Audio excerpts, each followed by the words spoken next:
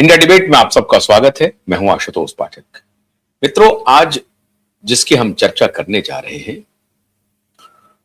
वो power gallery में बड़ी तेजी से चर्चा चल रही है। क्या भारतीय जनता पार्टी खुद को बहुत बड़े परिवर्तन के दौर में ले जाना चाहती है? और नॉर्थ पट्टी में क्या भारतीय जनता पार्टी कुछ चौंकाने वाले फैसले लेगी?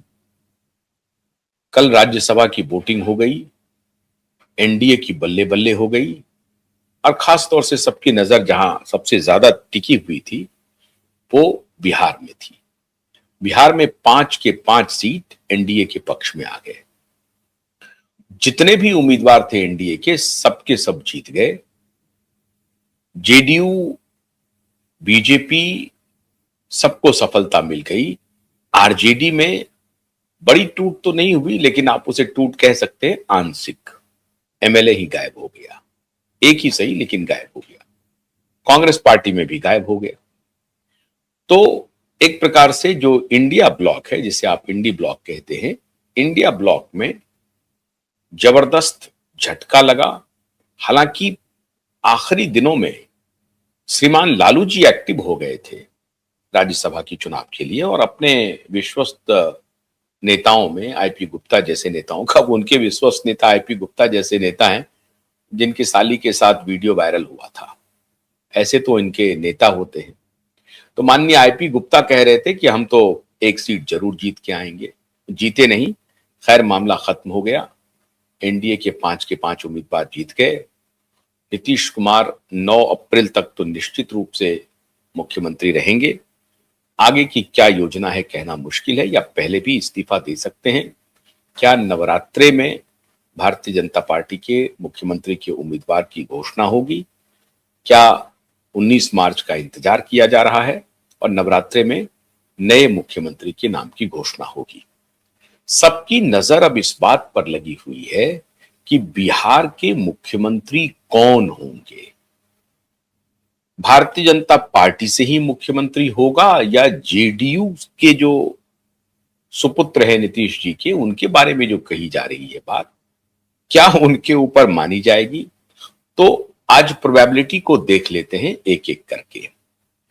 और जो हमारे सूत्र हैं, जो अंदरूनी सूत्र आज मुझे जानकारी दे रहे हैं, उनके हवाले से हम ये कह सकते हैं बड़ी मजबूती से, हो सकता है कि ये आकलन फेल भी हो जाए। ये आकलन नहीं है, जो सूचना है उस सूचना के आधार पर दे रहे हैं। भारतीय जनता पार्टी में हालांकि इस तरह के पद की सूचना किसी को नहीं होती है। लोग कहते हैं 2 ही लोगों को होती है और यही 2 लोग फैसला कर लेते हैं। तीसरे को जानकारी दी जाती है कि चौथे को बता दो, तो 4 लोगों को अंत में जानकारी होती है। 2 लोग फैसला लेते हैं और तीसरे को बताया जाता है कि अब ये जानकारी आप जिनको होना है, जिनको पद पर आसीन होना है, उनको बता दीजिए। तो कुल मिलाकर के 4 ही लोग जान पाते हैं। एक उसमें से एक तो वो हो गए जिनको कि पद मिलना है, और 3 वो हो गए जिसमें 2 को 2 निर्णय ले लेते हैं, और तीसरे होते हैं जिनको सबसे पहले इसकी सूचना मिलती है कि 2 ने कौन सा फैसला लिया। बस यही फर्क है।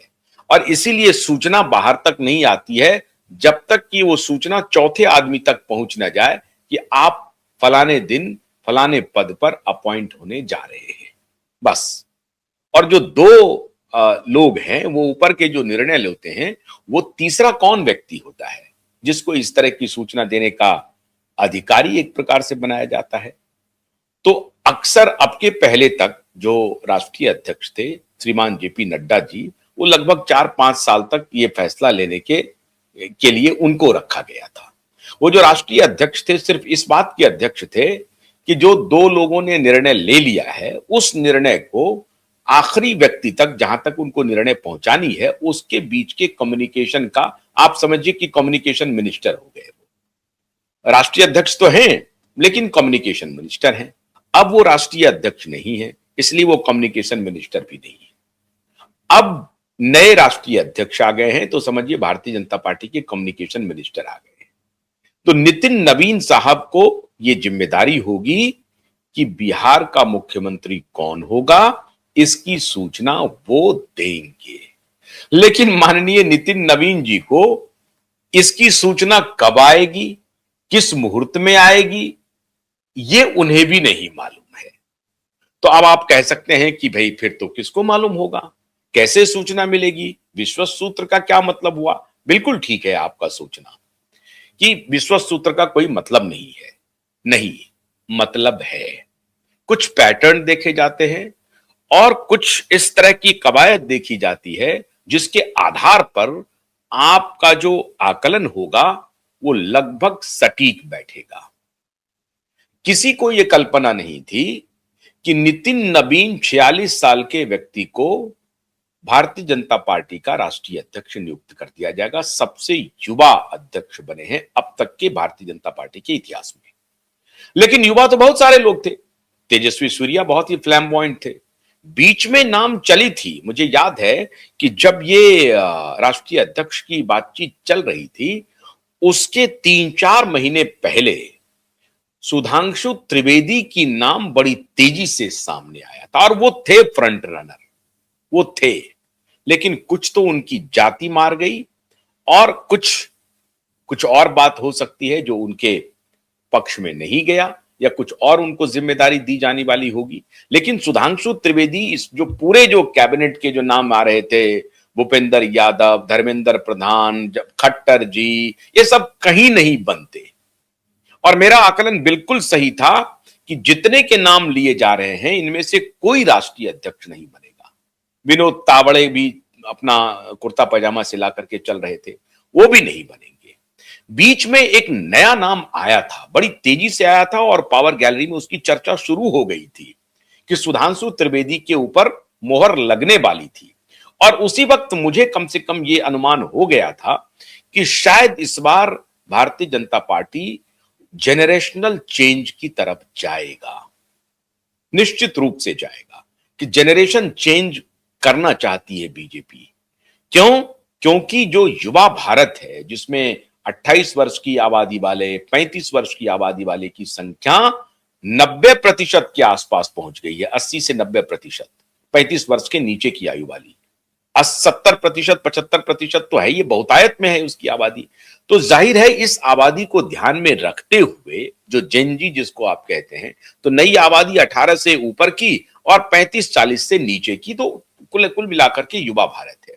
ऐसे में युवा उनको नेतृत्व देना था, उन्होंने तय किया और उसी पर मुहर लगी। भले ही सुधांशु त्रिवेदी उसमें फिट नहीं बैठे, लेकिन उससे एक अंदाजा लग गया था कि भारतीय जनता पार्टी बिल्कुल चौंकाने वाले चेहरे को सामने रखेगा, जिसकी कल्पना दूर दूर तक किसी ने नहीं की थी। वो काम हो गया। अब ये सिर्फ आधार में नहीं दे रहा हूं, जो चर्चाएं चल रही हैं वो चर्चाएं ये हैं मित्रों, बड़ी और ब्रेकिंग खबर मैं आपको दे रहा हूं। भारतीय जनता पार्टी के जितने नाम चल रहे हैं बिहार में मुख्यमंत्री को लेकर के, एक बात तो तय मानिए, मुख्यमंत्री भारतीय जनता पार्टी का होगा। जो नेता ये कह रहे हैं कि जेडीयू के निशांत कुमार को बना दीजिए या जो भी कह रहे हैं, वो अपना विश लिस्ट कह रहे हैं, उनकी इच्छा है, वो पार्टी में हैं तो वो बोलेंगे ही। बोलना उनकी मजबूरी भी है, बोलना चाहिए भी। ये राजनीतिक मजबूरी कहती है, उनको बोलना चाहिए भी और उनकी लॉयल्टी भी है। वो अपने पार्टी के प्रति लॉयल हैं, अपने नेता के प्रति लॉयल हैं, तो ये उनके लिए ये जरूरी है, वो बोलते भी होंगे।